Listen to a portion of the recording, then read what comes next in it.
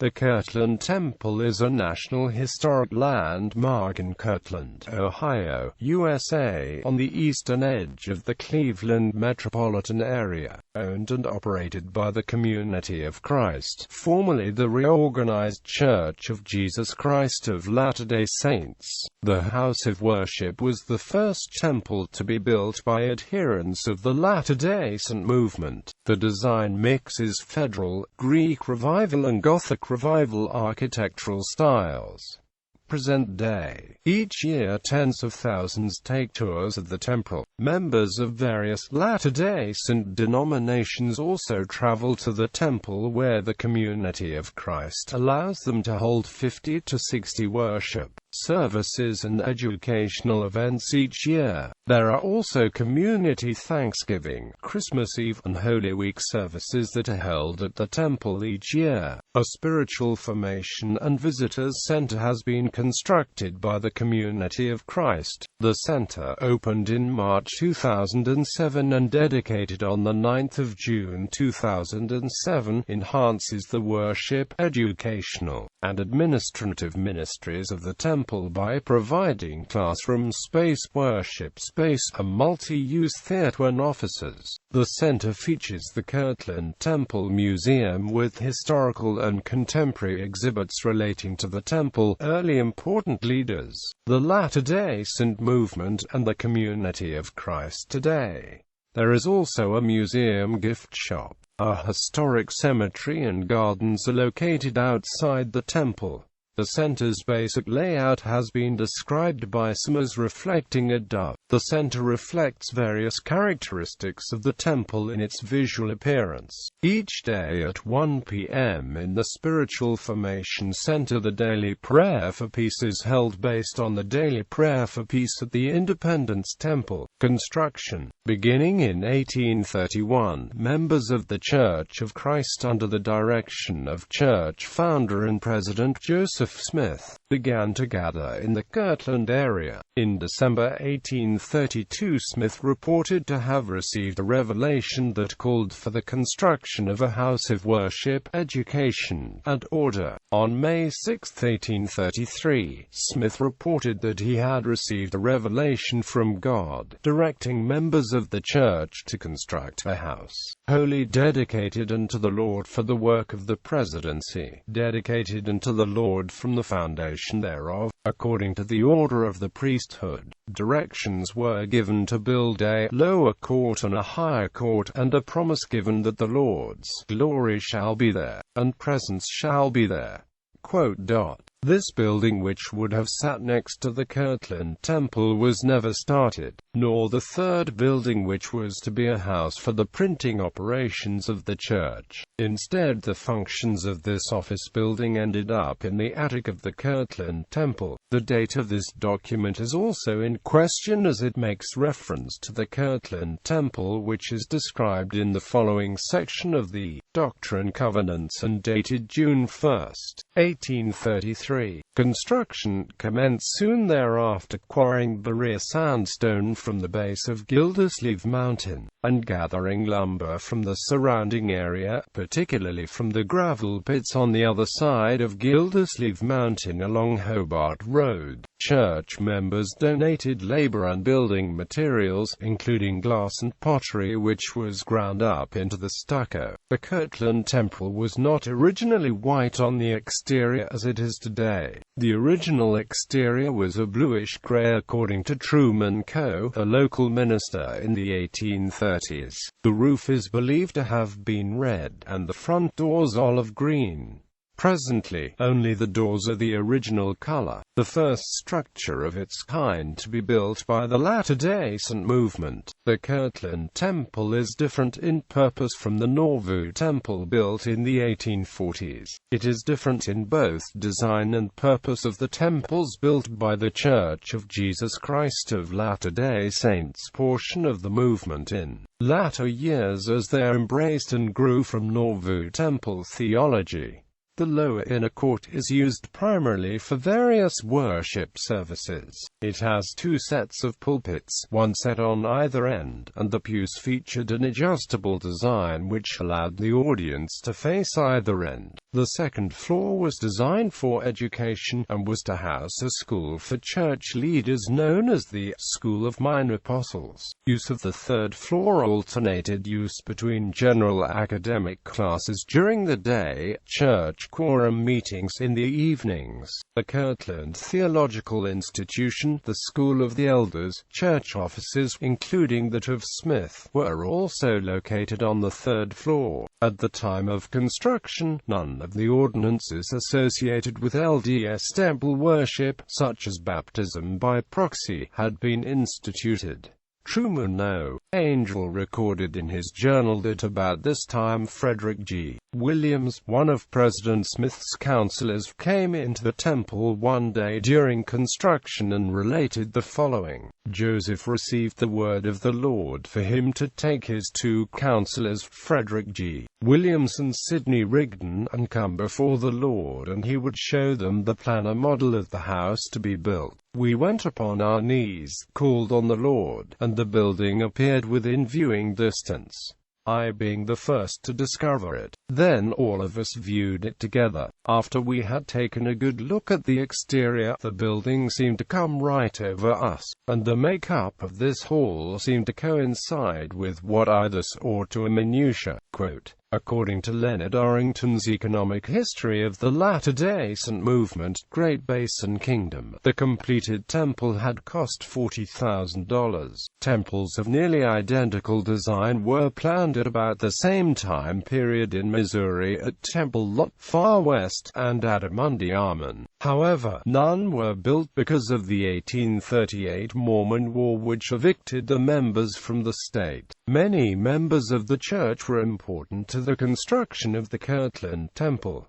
Of particular note is Artemus Millet. He has been credited by many for providing the method of the exterior wall construction, head mason, creating the mix of the exterior stucco, and as the superintendent of construction for a portion of the work. There is some disagreement as to the question if Millet was baptized before or after his building skills were needed and recommended by Brigham and Joseph Young. Either way, he was baptized by Brigham Young and confirmed by Joseph Young while in Canada, and Millet came afterwards to help provide methods, labor, and financial support for the building of the Kirtland Temple. Dedication. The temple was dedicated in an 8-hour service on March 27, 1836.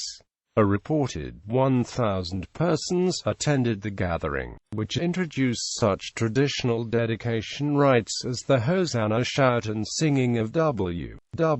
Phelps's hymn, "The Spirit of God like a fire is burning," following a 2.5-hour sermon given by church leader Sidney Rigdon. Smith offered a dedicatory prayer that had been prepared by a committee of church leaders, which he indicated was given to him by revelation. Two other church leaders, Brigham Young and David W. Patton, were reported to have been inspired to speak in tongues following the prayer. Truman O. Angell recorded in his journal the following account. When about midway during the prayer, there was a glorious sensation passed through the house, and we, having our heads bowed in prayer, felt a sensation very elevating to the soul.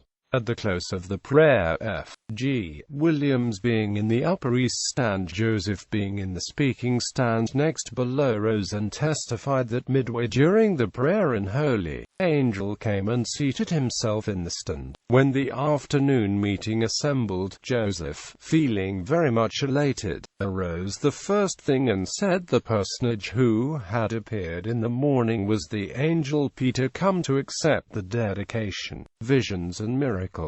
On January 21, 1836, before the temple was completed, Smith reported the first of several visions received at the temple. As he and his associates performed a feet-washing and anointing ritual, he saw the celestial kingdom of God, and the glory thereof. the blazing throne of God, whereon was seated the Father and the Son. Smith also reported seeing Adam, Abraham, and 3 family members, only one of which had previously died. This experience of Smith was canonized by the LDS Church as Revelation and published as Section 137 of the Doctrine and Covenants for the first time in 1981.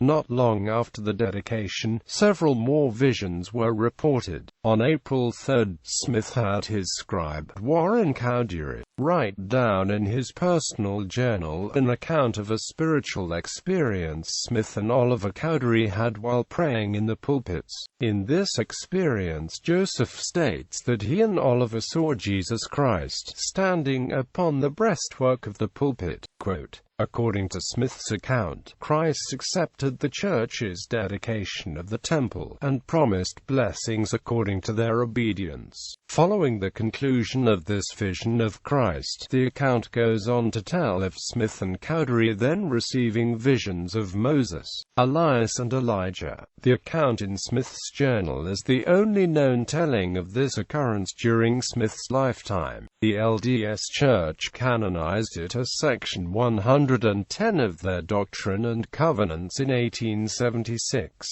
Shifting ownership. Smith's time in Kirtland after the temple came into use was limited. In 1837, he became involved with the foundation of a bank known as the Kirtland Safety Society. The failure of this bank was a factor that caused a schism among Latter-day Saints in Kirtland. The dissenters were led by Warren Parrish, Smith's former secretary, and included Martin Harris, one of the 3 witnesses of the Book of Mormon. Parrish's group took control of the temple and other church property. By the beginning of 1838, Smith was forced to flee the state, relocating to far west Missouri with hundreds of loyalists. After the Mormons moved west in 1838, the temple was used by the Western Reserve Teachers Seminary. Parrish's group dissolved, and by 1841 the remaining Latter-day Saints in Kirtland had come back into communion with the main body of the church, which had subsequently relocated to Nauvoo, Illinois. A period of confusion followed the assassination of Smith in 1844 as rival leaders and factions vied for control of the temple. In 1845, the Kirtland Latter-day Saints under the leadership of S.B. Stoddard, Leonard Rich and Jacob Bump organized their own church in opposition to those of Brigham Young, James J. Strang and other leaders. This group later merged with a faction led by William E. McClellan, whose president was David Whitmer, one of the 3 witnesses. By 1848, another Latter-day Saint faction led by Hazen Aldrich and James Colin Brewster was organized in Kirtland and maintained control of the temple. This faction also dissolved, and most of the members who were in Kirtland eventually joined the Community of Christ led by Joseph Smith III. In 1860, a probate court in Ohio sold the Kirtland Temple as a means of paying off some debts owed by Joseph Smith's estate.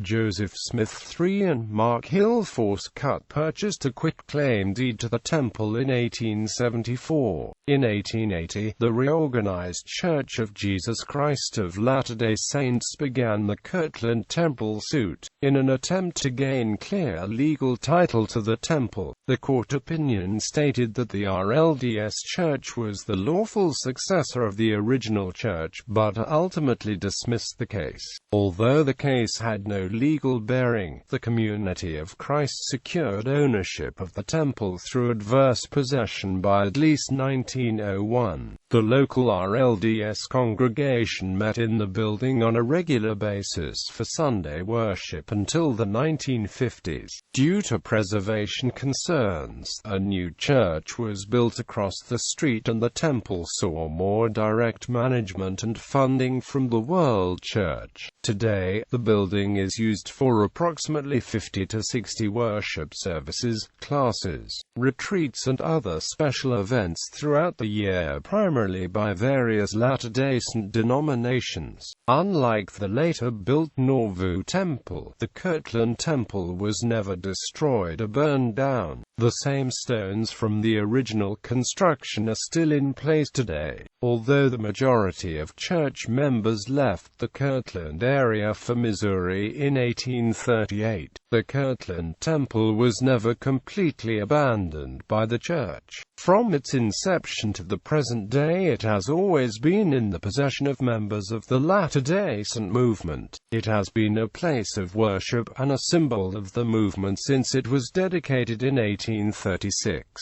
E. Cecil McGavin claims the temple was used as a barn for their animals.